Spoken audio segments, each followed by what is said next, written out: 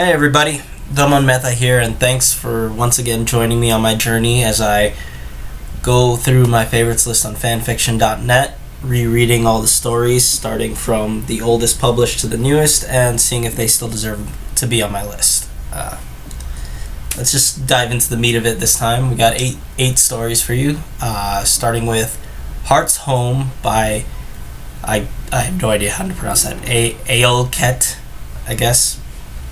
And this is a post-final battle love story where the title refers to where the main characters meet for the first time, and then just it goes with Hermione's journey to get her parents back from Australia, and then culminates in the standard happily ever after. Alright.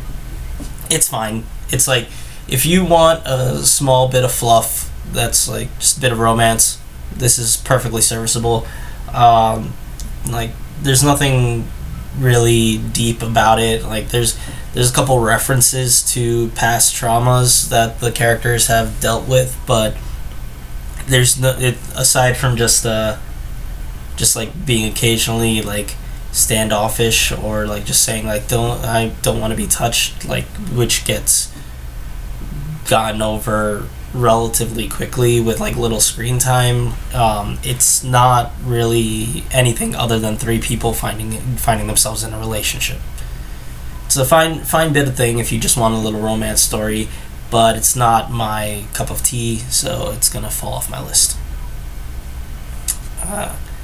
There we go to Naruto with the Medic of Konoha by Aries88, and so this starts with Tsunade being brought home after the whole Chunin exam thing to become the 5th Hokage, and she brings her son Naruto with her. And then we just follow Naruto's adventures as he deals with Konoha and all the shenanigans that he goes through. It's basically a sitcom, honestly. Like, there's not really any massive missions or stuff that go on. It's more just, okay, Naruto's here and now he just has to deal with this person, oh hey, here. And there's a lot of like comedic setups, and the way the jokes are written, it really does feel like a sitcom, and I really enjoyed it. The banter between Naruto and his family, as well as his chemistry with Haku, and a lot of his interactions with the original other Genins are all really fun to see. I felt that it's pulled off like comedic sitcom feel really well, and I enjoyed the story a lot, and it's going to stay on my list. More Naruto with Bondage Style by Chilord. And so this is where Naruto, when he's like really young, gets trained by Hinata's mom with the titular, bondage style, and that changes canon into basically a shit ton of sexual innuendo and pranks or punishments that are basically sexual harassment or sexual assault. Sorry, not harassment. I did laugh a few times while reading this, but it kept nagging at me, and it felt like something was uncomfortable. And then I thought about it. Like, I actually like stepped back and I was like took a dive into the implications and more about like thought harder about what I was reading, and I really I didn't like what I found. So Naruto is, a prankster, and that's fine, like that's in canon and stuff, but he's like, in this one, the Hokage basically gives him carte blanche and a second job to be like, hey, just do some super humiliating and pranks to all my ninjas, just like keep them on their toes, because that's the thing. And like, okay, and that goes a little out there, but also just his actions and stuff like feels really a bit too far, and we're just supposed to enjoy them because, oh hey, it's the hero, he's doing it, and hey, those guys were rude, like, and then that's definitely like, hell, the first thing that he does when he gets his team as like of Hinata and Ino, and Ino insults their teacher, who is Anko, by calling her a whore and a slut.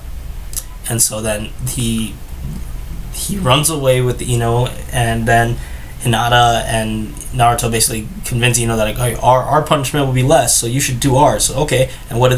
They basically tie her up and, like, sexually assault her. And then after that sexual assault, Ino basically falls in love with the two of them.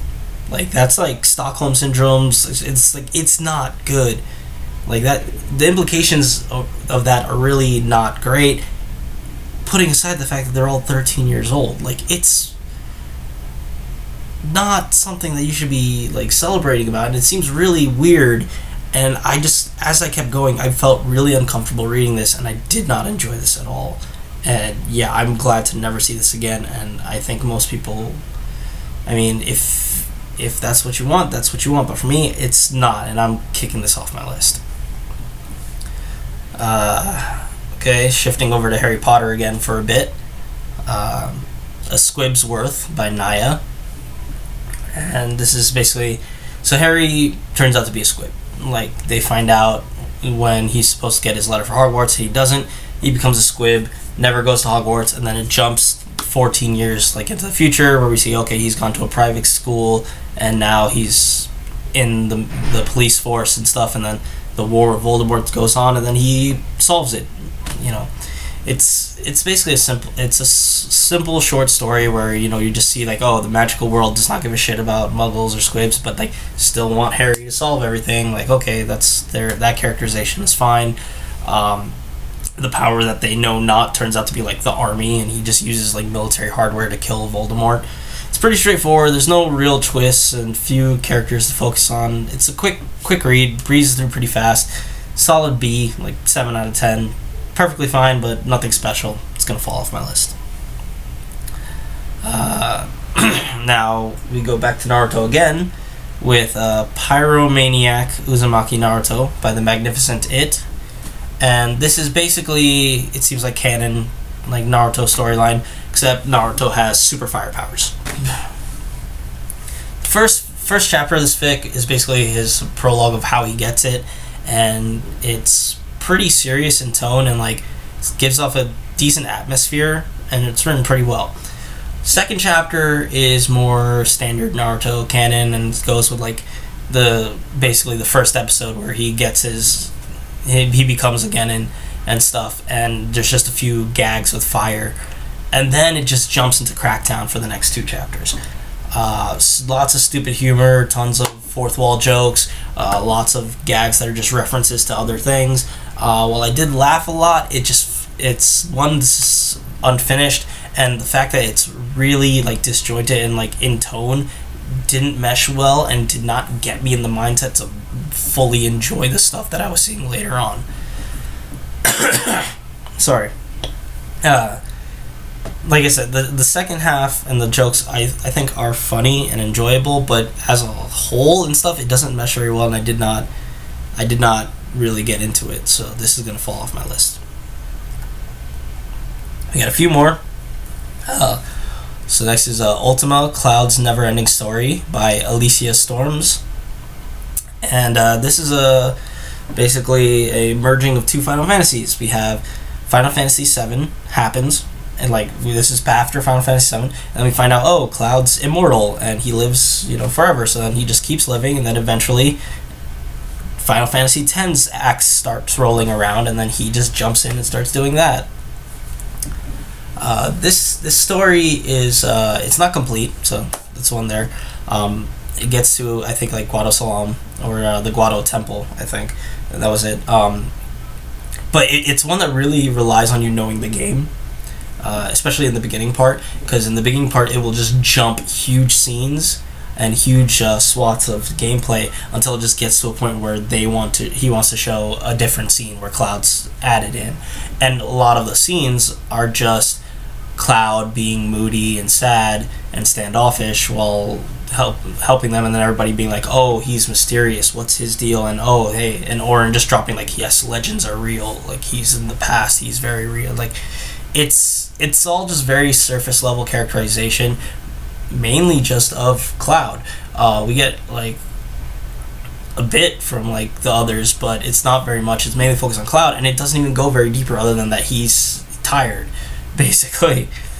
I just did not get super interested in this, even though I love Cloud and Final Fantasy VII. Yeah, I couldn't dive into this very well, and so it's gonna fall off my list.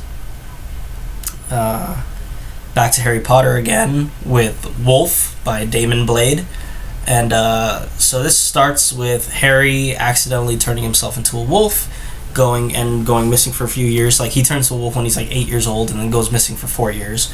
And then he's stumbled across by Tonks on a mission for her, or like a training mission for her aura stuff, and then just says, okay, you're gonna be my partner now. And basically then they start living together and develop romantic feelings really, really fast. I felt that was a little weird, especially also the fact that for the first 10 chapters, he's like, not only is he still a wolf, but he is ostensibly 12 years old, and she's like 19, and they're talking about like, oh, we're gonna get married, and like, oh, like, and she's playing about like, oh, hey, don't touch the goods until, you know, we have a ring on it and all that stuff. It's like, that's kind of ridiculous. And I know that seems kind of ridiculous because I've had other fics where like 12-year-old or that does not matter, but one, those are very much comedy, and usually those are like time travel fics or stuff, so I kind of give a leeway for that. This is neither. This is played pretty straight throughout this is basically played straight throughout the entire thing. And yeah, well, when he actually does turn back to human, it turns out, hey, he got aged up because of living in wolf years essentially for 4 years, and he's essentially the same age, but they didn't know that for the first third of this story. So I just found that a little like weird. Like I said, the relationship also seemed really, really fast getting developed, and the writing itself was just bland. Like, this concept and being a wolf and like doing that for the most part seems like it's pretty interesting and novel in the sense of like him being stuck that way for a while, and I don't really recall reading more of these, but at the same time, it's not super. The writing itself is like stuff that doesn't get me invested. The fight scenes that are there are not super interesting for me to read. They didn't drag me in, and yeah, like the emotional impact was never really there in the writing. So I think it's an okay story aside from that one problem with the relationship that I had that kept nagging at me, but this is gonna fall off my list. And finally, last one for this video is The Weirdest Attack Ever by Naruto's Brat. Naruto fic, really short, one shot, that is basically just a retelling of why the QB really came to Konoha. It's really just one short, dirty joke that you don't need to read. It's nothing relevant. It's not even that funny. Like, it's gone off my list. So there we have it. 8 more stories and only one staying on my list this time. Thank you so much for watching. If you like this video, and please leave a comment, and if you like it, links for all the stories are in the description. If you want to be notified when the next one comes up, please, subscribe, ring the bell, and thank you so much for watching and joining me on this journey, and I will see you guys next time. Bye.